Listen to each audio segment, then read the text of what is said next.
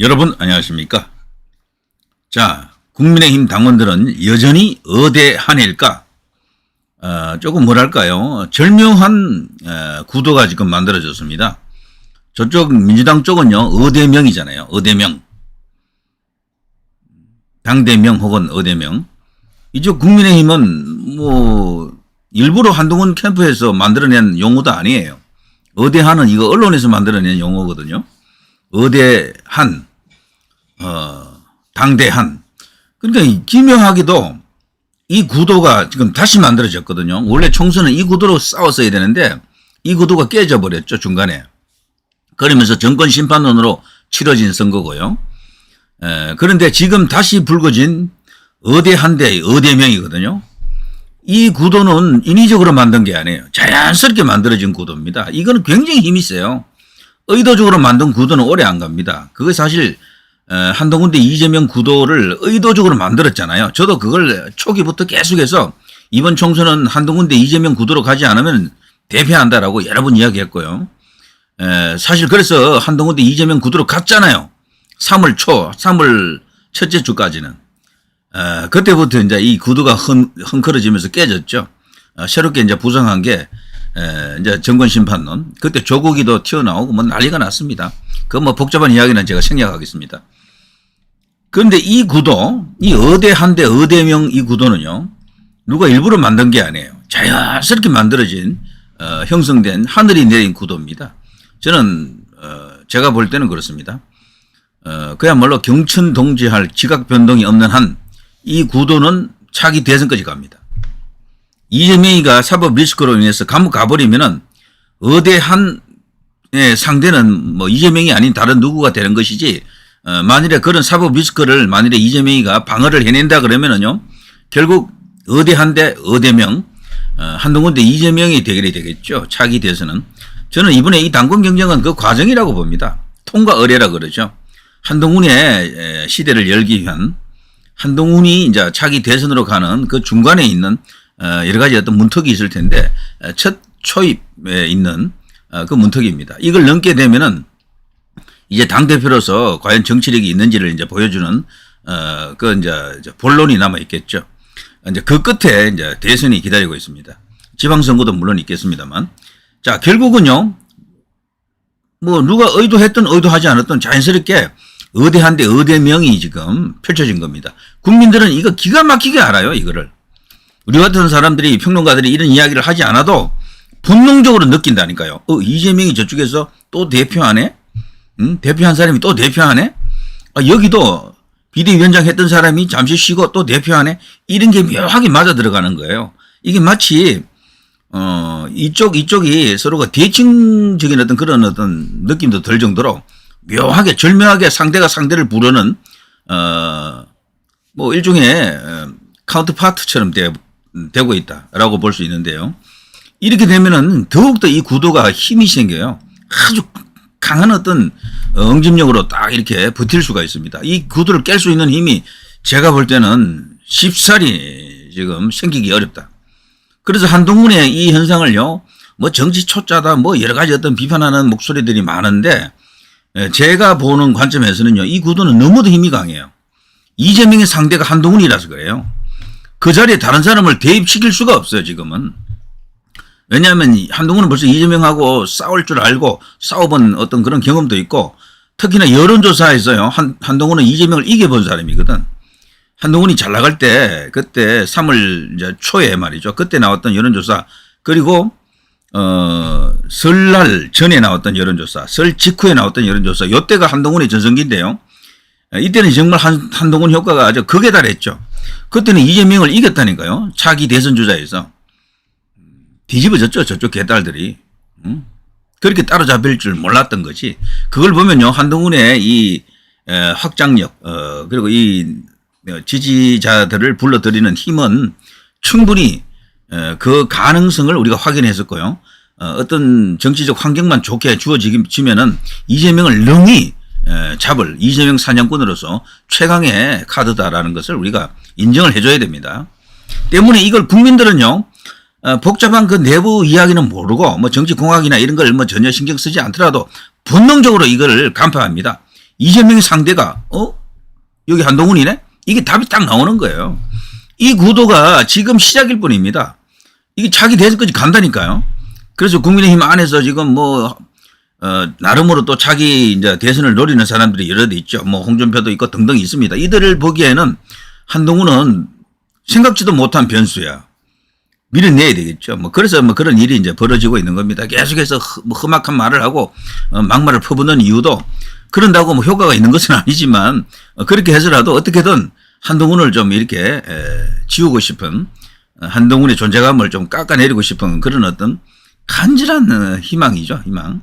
그렇지만 그 희망은 실현되기가 어렵습니다. 이 구도의 힘이 워낙 강해요. 이걸 깨려면 다른 구도로 깨든가 다른 프레임으로 덮어버려야 되는데 그게 없다니까요. 지금은.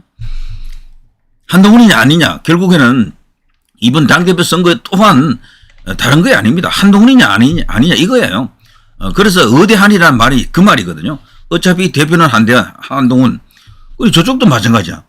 이재명이냐 아니냐 이 싸움이고요. 여기도 한동훈이냐 아니냐 이거예요. 절묘합니다.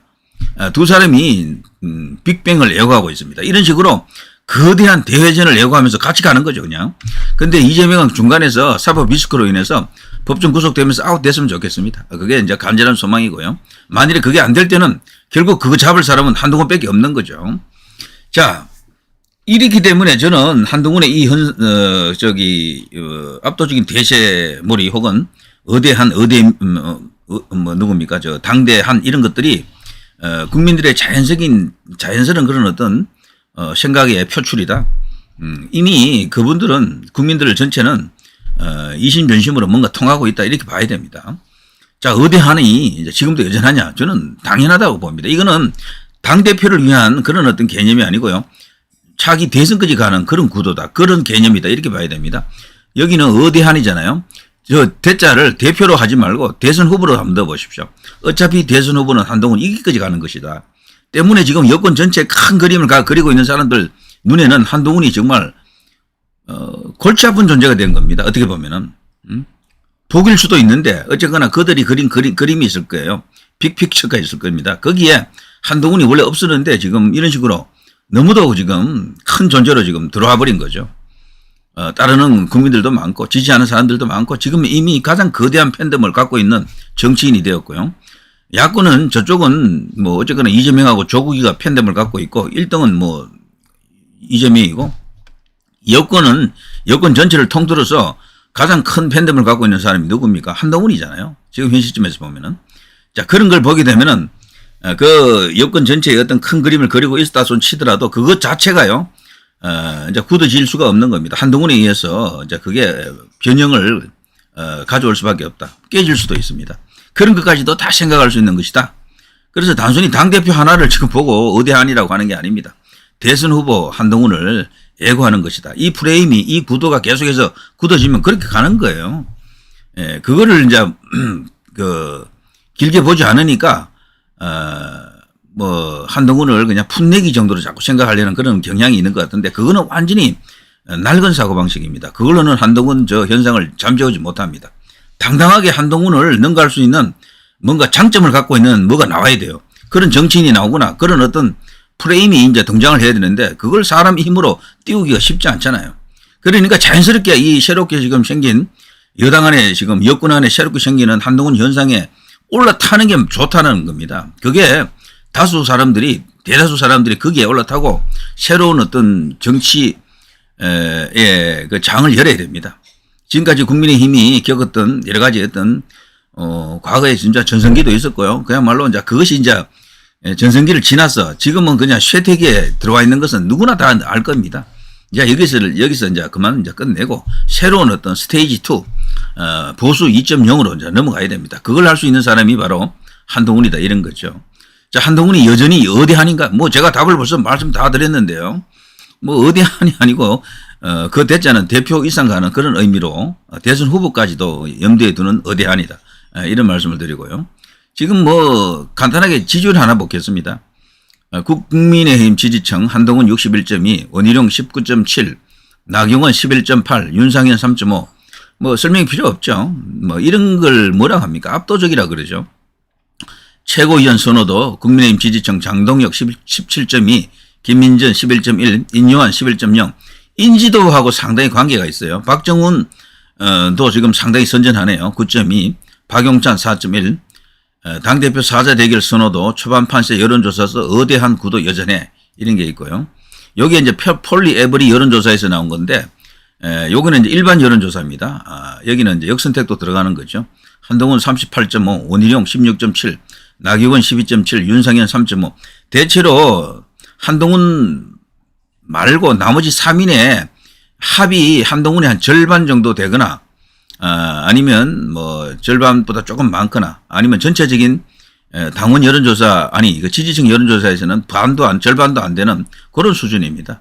이게 지금 일반화된 하나의 패턴을 지금 보여주고 있죠. 이런 여론조사가 많습니다. 국민의힘 차기 당대표 적합도, 빨간색은요, 국민의힘 지지층이고, 약간 그 잿빛 색깔 여기는 전체인데요. 이것도 보면 뭐 비슷한 추세, 비슷한 패턴을 보여주고 있죠. 요건 뉴스위스가 의뢰한 거고요. 자, 거기서 여론조사를 했습니다. 이렇게 나옵니다. 한동훈 약 60 나오고요. 원희룡 15.5, 나경원 12.6, 윤상현 5.9. 국민 전체로 이제 들어가면 한동훈 약 38, 원희룡 한 9.4 정도, 나경원 13.5, 윤상현 8.5. 이것도 뭐 압도적이죠. 다 합쳐도 한동훈의 반도 안 되는 이런 게 많습니다. 이런 것이 여러 개 나오면 이게 맞는 거예요. 한 개 여론조사 이렇고 뭐 다른 건 없었다 그러면은 그건 좀 믿기가 좀 애매한데, 한동훈은 나오는 여론조사마다 이런 식이잖아요. 그럼 이게 좀 맞는 겁니다. 이렇게 보는 게. 자, 국민의힘 지지층 갤럽에서도 한동훈 55% 1위, 원희룡 19, 나경원 14, 국민의힘 지지층입니다.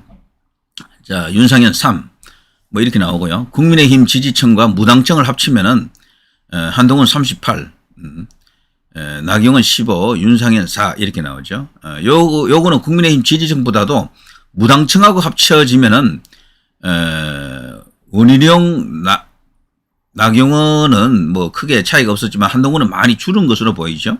요거는 이제 성격이 그렇다는 얘기죠. 성격이.